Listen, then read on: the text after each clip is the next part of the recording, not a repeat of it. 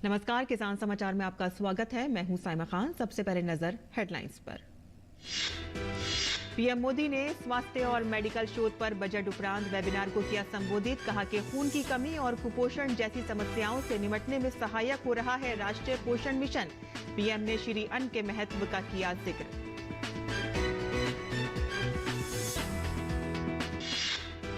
श्री अन्न या मोटे अनाज को लेकर बड़े आयोजनों का सिलसिला जारी। तमिलनाडु के मदुरै में 2 दिवसीय मिलेट महोत्सव। मिलेट से जुड़े उत्पादों और उनके महत्व को लेकर जागरूक करना है लक्ष्य। महोत्सव में होंगे कई कार्यक्रम।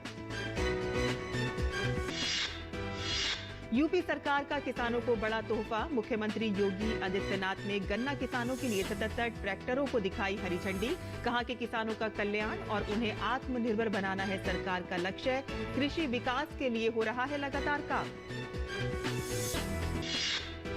रेल मंत्री अश्वनी वैष्णव ने सिक्किम में ग्रो ग्रीन गो ऑर्गेनिक के विशेष आवरण का किया लोकार्पण। विश्व के पूरी तरह ऑर्गेनिक चुनिंदा राज्यों में शामिल है सिक्किम। पर्यावरण और जैव विविधता के संरक्षण के लिए हो रहा है तेजी से काम।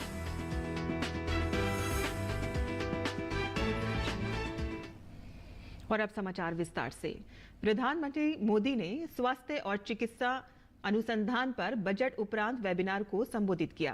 पीएम मोदी ने राष्ट्रीय पोषण मिशन को बढ़ावा देने के लिए सरकार द्वारा किए जा रहे प्रयासों का उल्लेख किया। उन्होंने इस सिलसिले में श्री अन्न या मिलेट के महत्व पर भी बात की। कुपोषण, एनीमिया हमारे देश की एक महत्वपूर्ण समस्या भी है। इसलिए हमने राष्ट्रीय पोषण मिशन शुरू किया और अब तो खुशी की बात है, मिलेट्स यानी श्री अन्न, जो कि एक प्रकार से सुपर फूड है, न्यूट्रिशन के लिए, पोषण के लिए महत्वपूर्ण फूड है और जो हमारे देश में बहुत स्वाभाविक रीते हर घर उसे परिचित है। यानी श्री अन्न पर भी बहुत अधिक बल दिया गया है। भारत के प्रयासों के कारण ही इस वर्ष को संयुक्त राष्ट्र द्वारा इंटरनेशनल ईयर ऑफ मिलेट्स के रूप में मनाया जा रहा है। श्री अन्न या मोटे अनाज को बढ़ावा देने के लिए सरकार लगातार प्रयास कर रही है और इसी क्रम में आज से तमिलनाडु में 2 दिवसीय मिलेट महोत्सव शुरू हुआ। केंद्रीय खाद्य प्रसंस्करण उद्योग मंत्रालय की तरफ से आयोजित इस महोत्सव का लक्ष्य मिलेट्स के उत्पादन, प्रसंस्कृत उत्पादों एवं बड़े पैमाने पर मिलेट्स को बढ़ावा देना है। इस कार्यक्रम में क्रेता विक्रेता बैठक और व्यापारियों और उपभोक्ताओं के बीच बैठकें भी आयोजित की जाएंगी और साथ ही श्री अन्न उत्पादों और उनके पकवानों संबंधी प्रतियोगिताएं और कार्यशालाएं भी आयोजित की जाएंगी। उत्तर प्रदेश की राजधानी लखनऊ में मुख्यमंत्री योगी आदित्यनाथ ने गन्ना किसानों के लिए 77 ट्रैक्टरों को हरी झंडी दिखाकर रवाना किया। उन्होंने कहा कि प्रदेश में किसानों का विकास और उन्हें आत्मनिर्भर बनाना राज्य सरकार के प्राथमिकताओं में से है। किसानों को मजबूत और सशक्त बनाने का कार्य तेजी से हो रहा है। कि प्रधानमंत्री बनने के साथ ही प्रधानमंत्री मोदी जी ने पहले जो निर्णय लिए उनमें से सॉइल हेल्थ कार्ड से शुरू होता है, जो प्रक्रिया प्रारंभ होती है, किसान बीमा की योजना, कृषि सिंचाई की योजना, समर्थन मूल्य में लागत का 1.5 गुना दाम देने के साथ ही प्रधानमंत्री किसान सम्मान निधि का लाभ हर उस किसान को उपलब्ध कराने जो पहले साकारों पर निर्भर रहता था। और आज अगर प्रदेश के अंदर ही हम देखेंगे तो 2 करोड़ 60 लाख किसान इस सुविधा का लाभ ले रहे हैं। मुख्यमंत्री योगी आदित्यनाथ ने कहा कि ये 77 ट्रैक्टर गन्ना किसानों के विकास में अहम भूमिका निभाएंगे। प्रदेश के गन्ना उत्पादक किसानों के लिए 77 ट्रैक्टर और मशीनरी उपलब्ध कराई जा रही है। होली की पूर्व संध्या पर उन्हें इस प्रकार की उपहार मिलना ये वास्तव में होली के आनंद को कई गुना बढ़ा देगा। हम सब जानते हैं 2014 के पहले देश के अंदर अन्नदाता किसानों की क्या स्थिति थी। देश की आजादी के बाद किसान भी किसी सरकार के एजेंडे के हिस्से बने और ईमानदारी से व्यवहारिक धरातल पर शासन की योजनाओं का लाभ उन्हें प्राप्त हो, यह संभव हो पाया जब प्रधानमंत्री के रूप में आदरणीय नरेंद्र मोदी जी इस देश के अंदर विराजमान हुए। रेल मंत्री अश्वनी वैष्णव ने सिक्किम में गो ग्रीन गो ऑर्गेनिक के विशेष आवरण का अनावरण किया। सिक्किम भारत ही नहीं बल्कि दुनिया के कुछ चुनिंदा राज्यों में से एक है जो पूर्ण रूप से ऑर्गेनिक है। सिक्किम पर्यावरण और जैव विविधता के संरक्षण के लिए कार्य कर रहा है। सिक्किम पारंपरिक रूप से बग गेहूं और फिंगर मिलेट का उत्पादक और उपभोक्ता राज्य है। यह अनाज प्रोटीन, फाइबर और खनिज पदार्थों से भरपूर है, जिसमें स्वस्थ जीवन और सतत विकास में मदद मिलती है।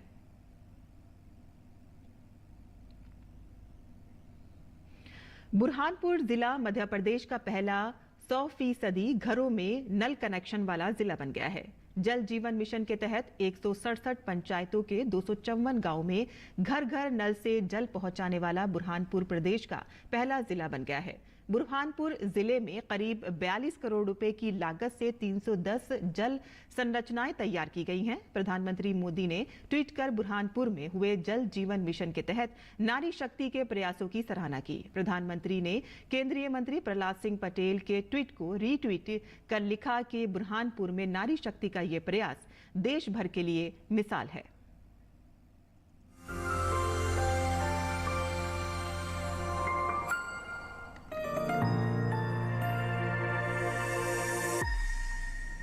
पहले बहुत दिक्कत थी ना, बहुत परेशानी भी थी। यहाँ पर हम बहुत बहुत दूर से पानी भी लाते थे, टाइम पे कुछ काम कर नहीं पाते थे। पहले मजदूरी बहुत करते थे, फिर उसके बाद में तो हम समूह में जुड़ गए। समूह के बाद हमको काम मिल गया, फिर उसके बाद में तो ये पानी का काम भी हमको मिल गया। तो इसके लिए हम पानी की सुविधा बहुत फिर घर घर जाके समझा भी दे पाया। हम पहले तो हम खेत से पानी लाते थे। गांव में पानी नहीं था, एक कुआं था, पानी पूर्ण नहीं था, तो हम खेत से सर पानी लाते थे। पहले सर से 2-2, 3-3 मुंडे आते, लाते लाते 11-12 भी बज जाती थी, फिर टेम हो जाती थी। फिर स्कूल पहुँचाने में बच्चे को दिक्कत ज़्यादा आती थी। फिर बेचारे टेम के बैठे में स्कूल बच्चे जाते थे पहले। पर अब जब से पानी का साधन होगा हमारे गाँव में, जब से बच्चे भी समय पे पहुँच जाते, हम भी स्कूल में चले जाते, खाना वगैरह बनाते।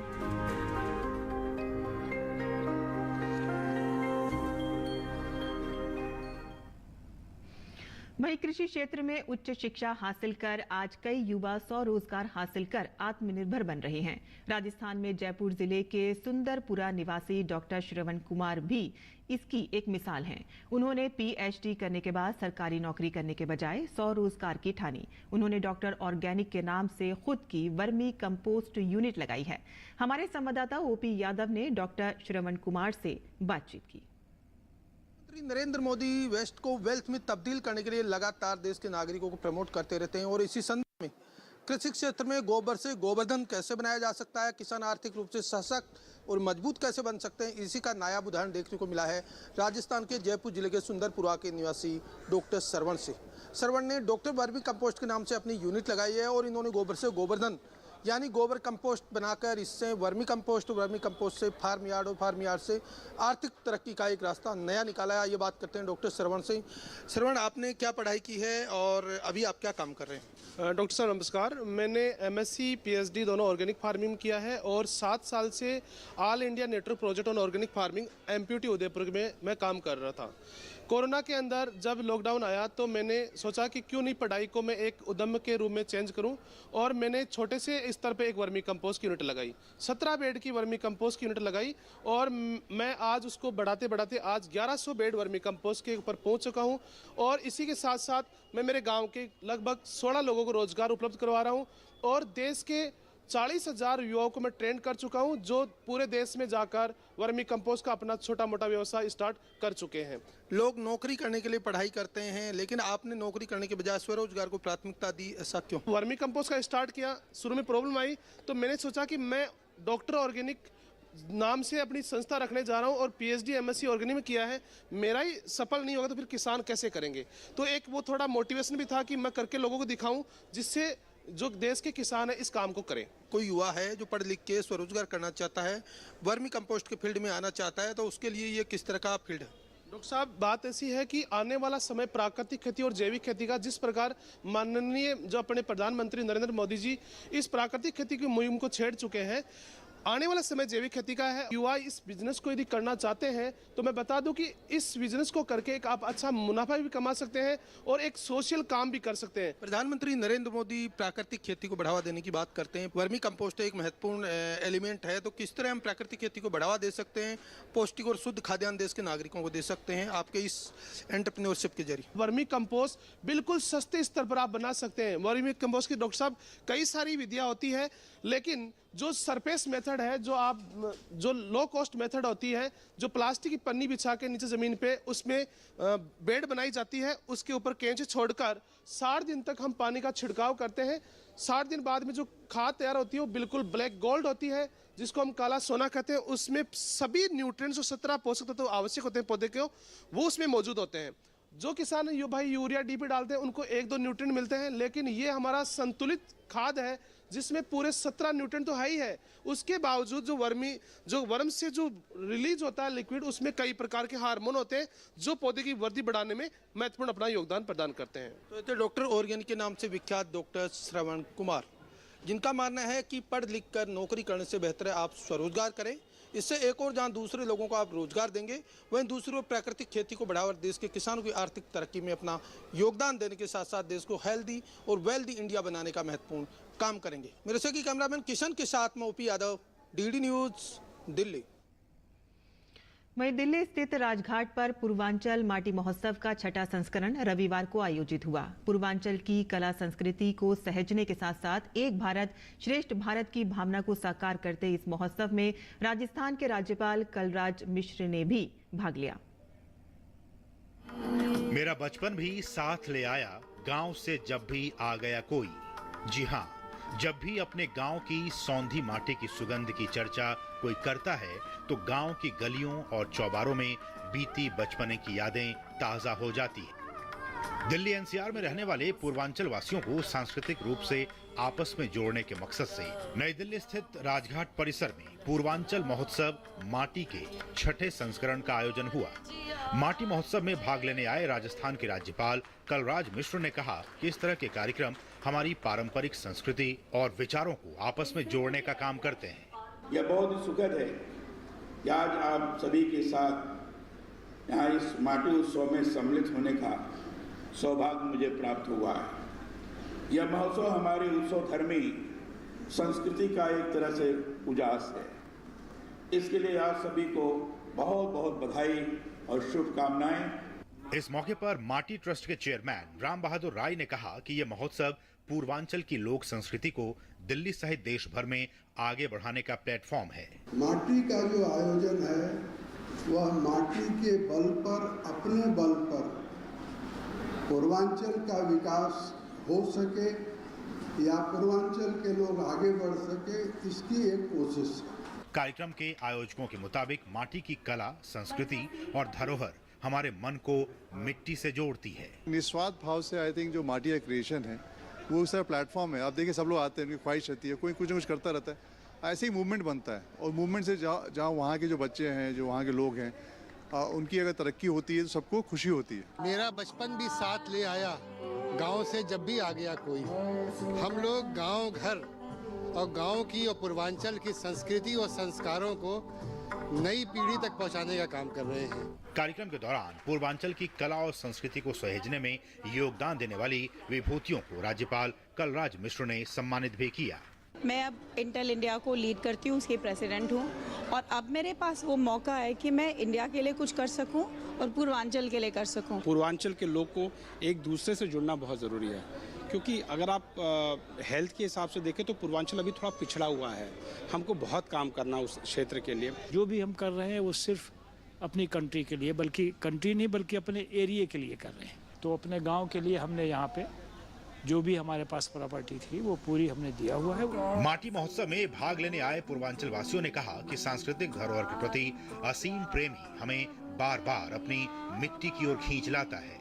तमाम पूर्वांचल के लोग, तो तमाम गणमान्य हस्तियां हैं, आज यहाँ पधारी हैं और उनके माध्यम से एक सांस्कृतिक मेल मिलाप होता है, लोग मिलते हैं, आपस में अपनी बातें शेयर करते हैं। मेट्रो सिटी के अंदर में लोग अपने ज़मीनों से कहीं दूर हैं और उनको एक मंच मिलना और वहाँ पे लोगों का एकत्र होना, तो ये आपस में मिलने जुलने से एक संस्कृति डेवलप होती है। माटी उसमें हमारे लिए बड़ा सहायक होगी, क्योंकि आज भी मैं अपने बच्चे को साथ में लेके आई हूँ और मुझे बड़ा गर्व भी महसूस होता है कि मैं पूर्वांचल से हूँ।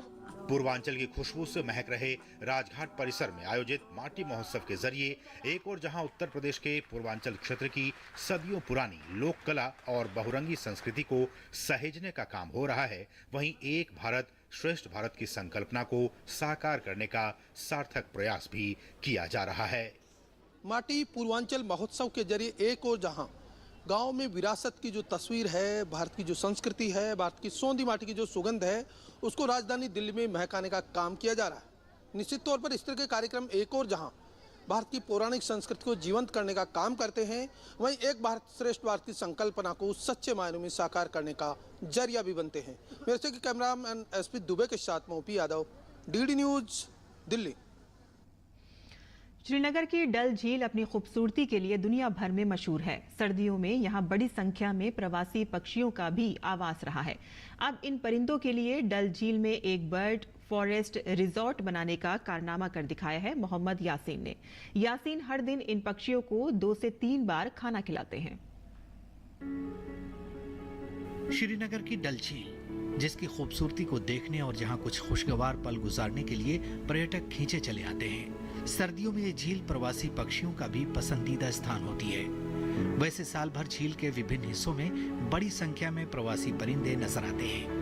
डल झील की दलदली भूमि का एक बड़ा हिस्सा हर दिन अच्छी संख्या में पक्षियों को आकर्षित करता है, लेकिन कई बार खासतौर पर सर्दियों के मौसम में खाने की कमी की वजह से पक्षियों को काफी दिक्कतों का सामना करना पड़ता है। ऐसे में इन मेहमान पक्षियों के लिए श्रीनगर के रहने वाले मोहम्मद यासीन फरिश्ता साबित हो रहे हैं। पक्षी प्रेमी यासीन हाल ही में विदेश से लौटे हैं, लेकिन जब इन्होंने डल झील में पक्षियों की दुर्दशा देखी तो उनसे रहा नहीं गया और एक पक्षी वन रिजॉर्ट स्थापित करने का फैसला किया ताकि पक्षियों को उचित भोजन मिल सके। यासीन खुद भी डल झील में अपने हाउस बोट में रहते हैं। यासीन इन पक्षियों को दिन में 2 से 3 बार खाना खिलाते हैं। इस आहार अभ्यास को पक्षियों के लिए फायदेमंद बनाने के लिए यासीन ने अपने शिकारा की मदद से कुछ खास जगहों का चयन किया है, जहां वो हर दिन प्रवासी पक्षियों के लिए दाना डालते हैं।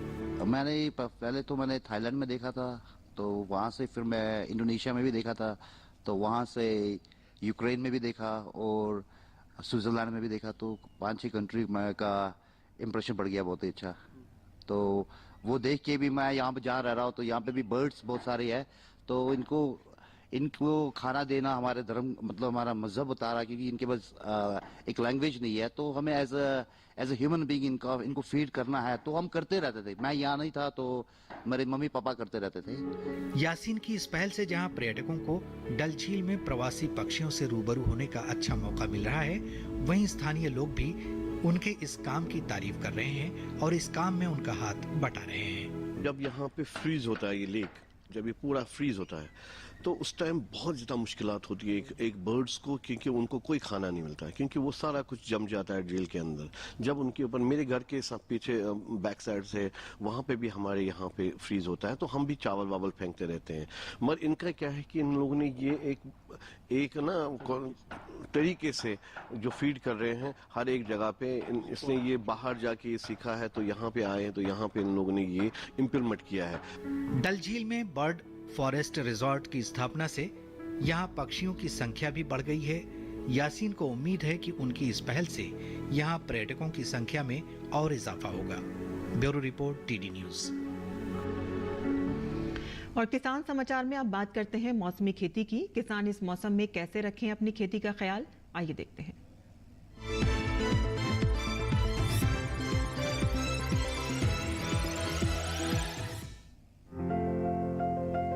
अरुणाचल प्रदेश में मटर की तुड़ाई करें, किसान अदरक की खुदाई कर ले।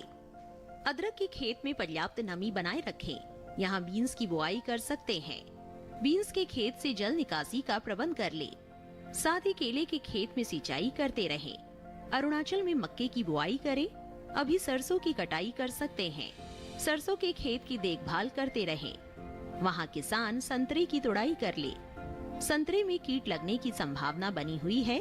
ऐसे में संतरे में कीटों से बचाव के लिए कृषि विशेषज्ञों की सलाह से कीटनाशक का छिड़काव करें। इस समय अरुणाचल प्रदेश में आलू की खुदाई कर सकते हैं। असम में धान के खेत में निराई करते रहें। धान की बुआई कर ले। किसान मक्के की बुआई कर सकते हैं। मक्के के खेत में जरूरी उर्वरक डालें। इसके साथ ही नारियल के खेत में सिंचाई करते रहें। असम में तोरई की बुआई कर ले, वहीं भिंडी की बुआई कर सकते हैं। यहाँ किसान मूंग की बुआई करें। अभी उड़द की बुआई के लिए समय उपयुक्त है। इस समय जूट की खेती के लिए खेत तैयार करें। असम में केले की रुपाई कर ले। किसान आलू की खुदाई करते रहें। इसके अलावा गन्ने की रुपाई के लिए खेत तैयार करें। साथ ही वहाँ कद्दू और खीरे की बुआई कर ले।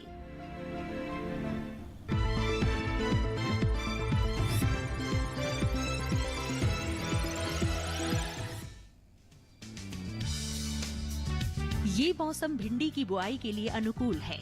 उत्तरी भारत के मैदानी इलाकों में गर्मी की फसल जनवरी के अंतिम सप्ताह से मार्च तक और बरसात की फसल जून से जुलाई तक बोई जाती है। 1 हेक्टेयर में भिंडी की बुआई के लिए 18 से 22 किलो बीज पर्याप्त है। भिंडी की बुआई करने से पहले खेतों को जोत कर तैयार कर ले।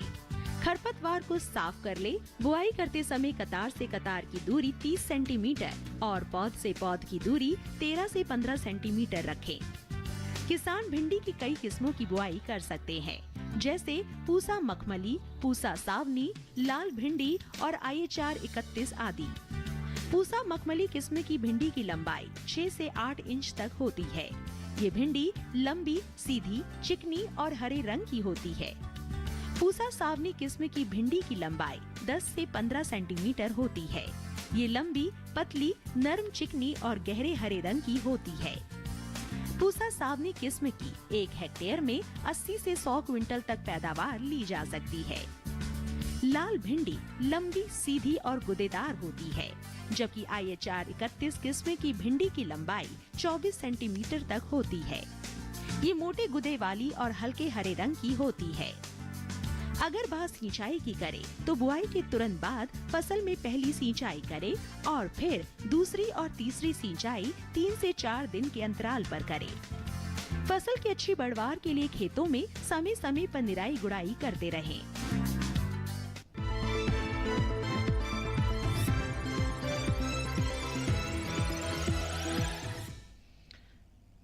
और किसान समाचार में बस इतना ही। अनुमति दें। नमस्कार।